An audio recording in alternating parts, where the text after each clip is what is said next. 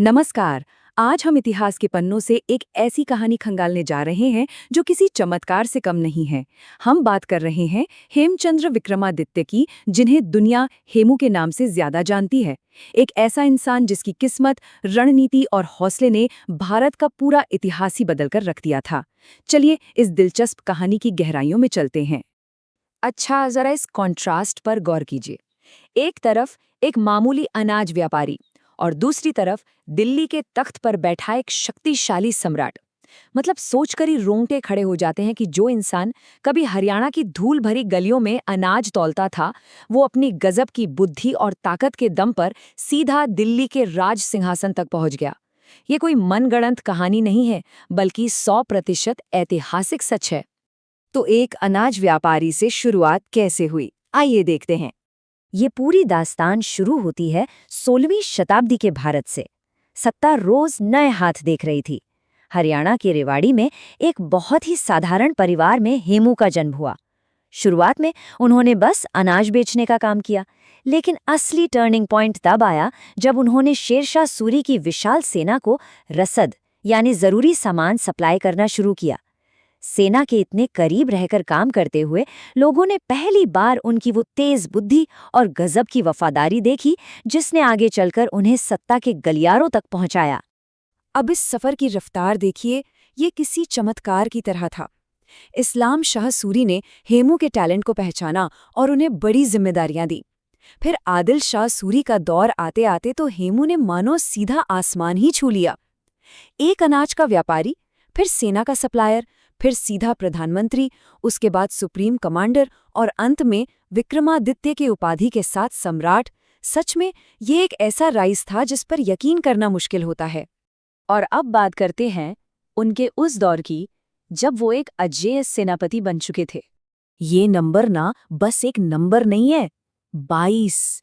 हेमू ने अपनी जिंदगी में पूरे 22 युद्ध लड़े, और पता है सबसे हैरान करने वाली बात क्या है? वो इनमें से एक भी युद्ध नहीं हारे। बिल्कुल सही सुना आपने, 22 लड़ाइयां और हर एक में शानदार जीत। मिलिट्री हिस्ट्री में ऐसा ट्रैक रिकॉर्ड मिलना लगभग नामुमकिन सा है। और इन लड़ाइयों में उन्होंने सिर्फ छोटे-मोटे बागियों को ही नहीं हराया, बल्कि ताकतवर मुगलों के भी छक्के छुड़ा दिए।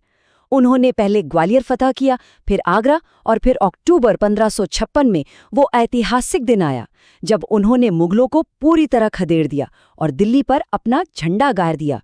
और वहीं उन्होंने खुद को प्राचीन काल वाली विक्रमादित्य की गौरवशाली उपाधि से नवाजा।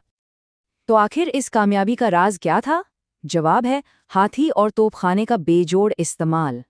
देखिए, लगातार 22 युद्ध जीतना कोई किस्मत का खेल नहीं हो सकता। इसके पीछे एक बहुत ही शार्प स्ट्रेटेजिक माइंड था।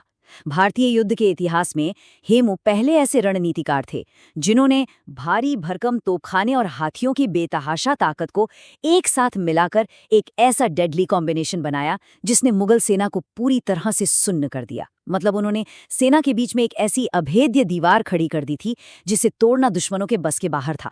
जरा उस नज़ारे की कल्पना कीजिए।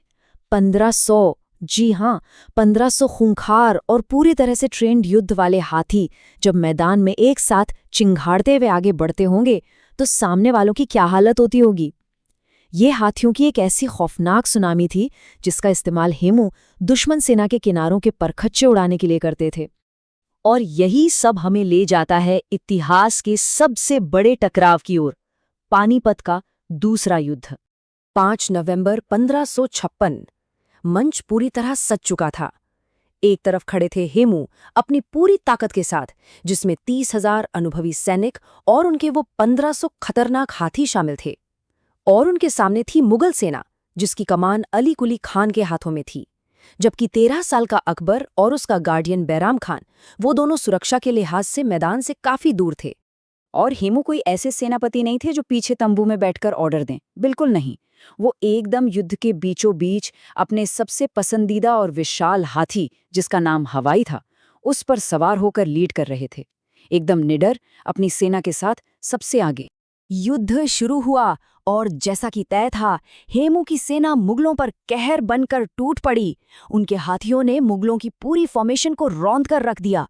मैदान में भयंकर भगदड़ मच गई। ऐसा लग रहा था कि मुगलों का भारत से हमेशा के लिए सफाया होने में बस कुछ ही पल बाकी हैं। जीत बिल्कुल 100% पक्की लग रही थी। लेकिन तभी वो एक घातक तीर चला, और यहीं पर किस्मत ने एक ऐसा खेल खेला जो किसी की भी रोंगटे खड़े कर दे। देखिए, कभी-कभी इतिहास ताकत से नहीं बल्कि महज एक इत्तेफाक से बदल जाता है। मैदान में कहीं से एक फटका हुआ मुगल तीर हवा को चीरता हुआ आया और सीधा हेमू की आंख को भेदता हुआ उनके सिर के आर पार निकल गया। सोचिए, एक कभी ना हारने वाले अजय योद्धा का पूरा साम्राज्य बस एक भटके हुए तीर ने पलटा दिया। वो एक सेकंड और बाजी पलट गई। तीर लगते ही हेमू दर्द से तड़पते हुए अपने हौदे में गिर पड़े, और जैसे ही सैनिकों ने अपने लीडर को गिरते देखा, पूरे सेना में एक भयंकर पैनिक फैल गया। उन्हें लगा कि उनके सम्राट मारे गए। वो सेना जो अभी कुछ पल पहले जीत का जश्न मनाने वाली थी, उसमें बुरी तरह भगदड़ मच गई, और मुगलों ने इसी अफरा तफरी का फायदा उठाकर बेहोश पड़े हेमू को बंदी बना लिया। और इस तरह मुगलों के लिए हारने वाला युद्ध किस्मत की जीत में बदल गया। बेहोश हेमू को अकबर के सामने पेश किया गया और बैराम खान के आदेश पर दिल्ली के इस महान सम्राट का सिर कलम कर दिया गया। एक इतने शानदार और अविश्वसनीय सफर का ये एक बहुत ही क्रूर और दुखद अंत था। चलिए अब बात करते हैं उनकी विरासत की, अंतिम हिंदू सम्राट के रूप में। भले ही हेमू का सफर उस मैदान में खत्म हो गया, लेकिन उनका नाम इतिहास में हमेशा के लिए अमर हो गया। वो सिर्फ मध्यकाल के अंतिम हिंदू सम्राट ही नहीं थे, बल्कि आपसी सौहार्द की एक बहुत बड़ी मिसाल भी थी। उनकी लीडरशिप इतनी गजब की थी कि उनकी सेना में हिंदू और मुसलमान दोनों ही सैनिक उनके लिए अपनी जान न्यौछावर करने को तैयार रहते थे। एक अनाज व्यापारी से लेकर दिल्ली के तख्त तक का वो सफर सच में एक असली जीनियस की कहानी है। और जाते जाते एक ऐसा सवाल जो आज भी बड़े बड़े इतिहासकारों को सोचने पे मजबूर कर देता है, क्या होता अगर उस दिन वो एक भटका हुआ तीर अपना निशाना चूक जाता? अगर हेमू वो युद्ध जीत लेते तो आज हमारे भारत का इतिहास और हमारा वर्तमान कितना अलग होता? इसी एक गहरे सवाल के साथ हम आज के इस विश्लेषण को यही खत्म करते हैं। इस ऐतिहासिक सफर में हमारे साथ बने रहने के लिए आपका बहुत बहुत